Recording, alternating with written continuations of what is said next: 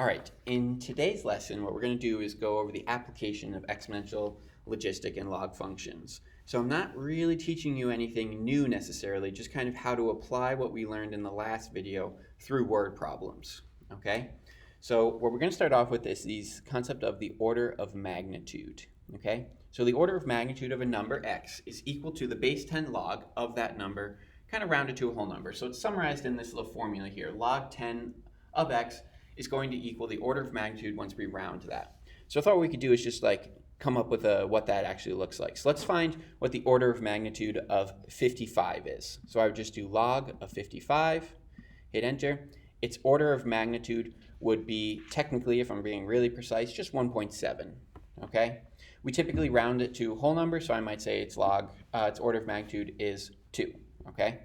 So let's pick like a bigger number. Let's do log of like 55 with a whole bunch of extra crazy numbers in there, and just hit enter on that. This thing has an order of magnitude of 12.76, which I might just round to 13. Okay, so it gives us a way of comparing numbers. Log 55 has an order of magnitude of 1 or 2, depending on the way we're rounding, and log of whatever that giant number is has an order of magnitude of 13, so I can see it's much larger, okay? So what we're going to be able to do is compare orders of magnitude, okay? And another way of thinking about these orders of magnitude is actually if I take this equation here that we got, this log 10 of x equals the rounded order of magnitude. If I just rewrite that actually in exponential form, I have 10 to the order of magnitude is going to equal x. Okay? So if I can just figure out what power of 10 x is, then that's actually just going to give me what the order of magnitude is. So that's kind of cool. So I think what we want to do here is we have the planet Mercury, 57.9 billion away from the sun, and Pluto is a lot of billion away from the sun. So let's rewrite them in scientific notation. So I have Mercury, I can rewrite that as 5.79 times 10 to the, so billionth, right? So there's 9 zeros in a billion normally, and I move the decimal place over one more place. So I'm going to have times 10 to the 10th. And that will give me that 57.9 billion. And then I got my boy Pluto over here. It's going to be 5.9, and then let's think here, it's going to be 9 for the billion, and then 10, 11, 12 to get me up to that decimal point right there. So I'll have times 10 to the 12th. Okay?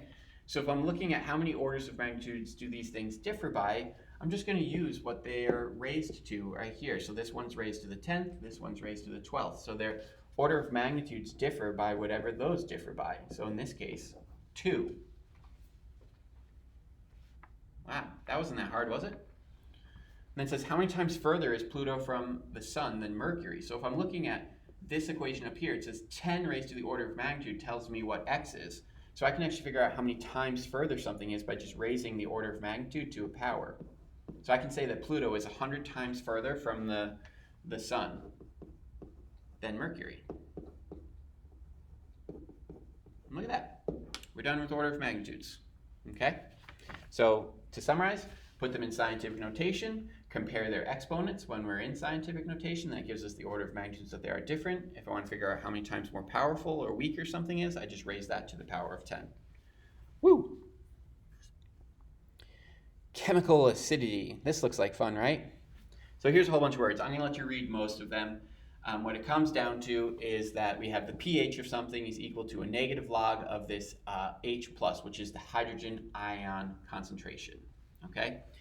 So we could actually rewrite this just like we did before by switching its form. So right now it's in log form, so I can say this is really 10 to the negative pH equals H+. And that might be useful for me to work with. But what it actually kind of highlights to me is that this negative pH is a magnitude, and it actually says that in these words. It's a negative order of magnitude. So if I'm trying to compare how many orders of magnitudes they're different, I actually can just subtract the 3 and the 5 from each other. I know right away that this is going to be 2 orders of magnitude different, which means that this is going to be, again, the 10 squared. So I'm going to get 100 times greater for this one without actually even doing any of the math. What am I trying to write here? Greater? Whew. Got ahead of myself. But now let's figure out where that all comes from.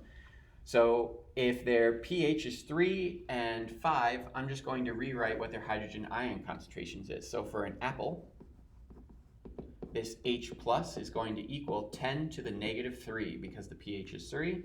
And for the coffee, it's just going to be that H plus equals 10 to the negative 5. So if I compare the negative 3 and the negative 5, I get 2. Okay, this 10 to the negative 3, the apple is actually higher, so its concentration is actually 100 times greater than the coffee. And there you go, that's chemical acidity using some pH. Whew, sound intensity, who's excited about this? So again, I'll let you kind of read all of that information up there, but what we're trying to do is figure out what are the decibels associated with an intensity of 10 squared. So that's going to replace the I in the equation. So I'm going to have dB equals 10 times log to the 10 squared over 10 to the negative 12. All right, and I think what I want to do is just simplify this inside right here. So I'm going to have 10 log of, and a negative exponent on the denominator is actually positive on top. So I actually have a 10 squared and a 10 to the 12th on top. So I can just add those together and I get that. Next, I can use the power property. I can bring this 14 down in front. So I'll end up with a 10 times a 14 log of 10. And log base 10 of 10 is just 1. So I really end up with 10 times 14. So I get 140 decibels. So something with an intensity of 10 squared is just going to be 140 decibels. Okay?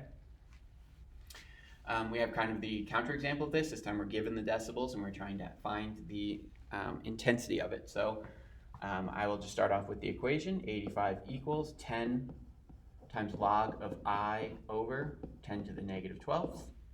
So I'll divide by 10 first to get this log by itself. So 8.5 equals log of I 10 negative 12. And I think I'll just switch forms here. So I'm going to say this is log base 10. So 10 to the 8.5 is going to equal I over 10 to the negative 12.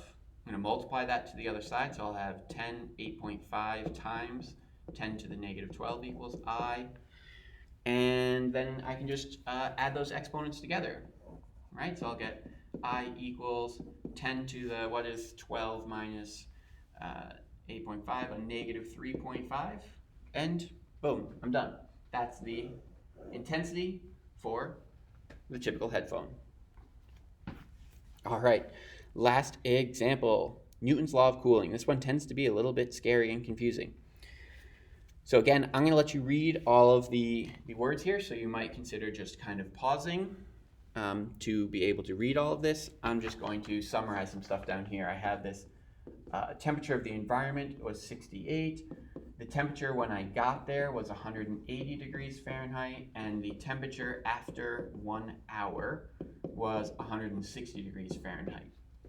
So using this information, what my goal is actually to try to use this equation. I need to first find K. So that's kind of my step 1, is find K. And then step 2 is going to be to actually go back and re-find T.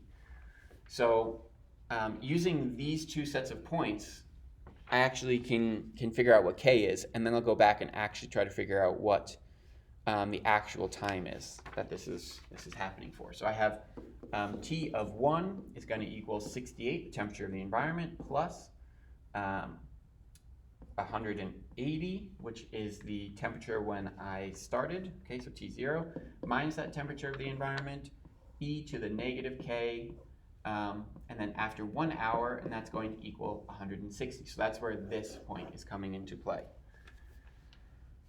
So I can do some math here. I'm going to subtract this 68 to the other side, and then I'm going to kind of combine these in here. So I'm going to get 112 e to the negative k equals 92.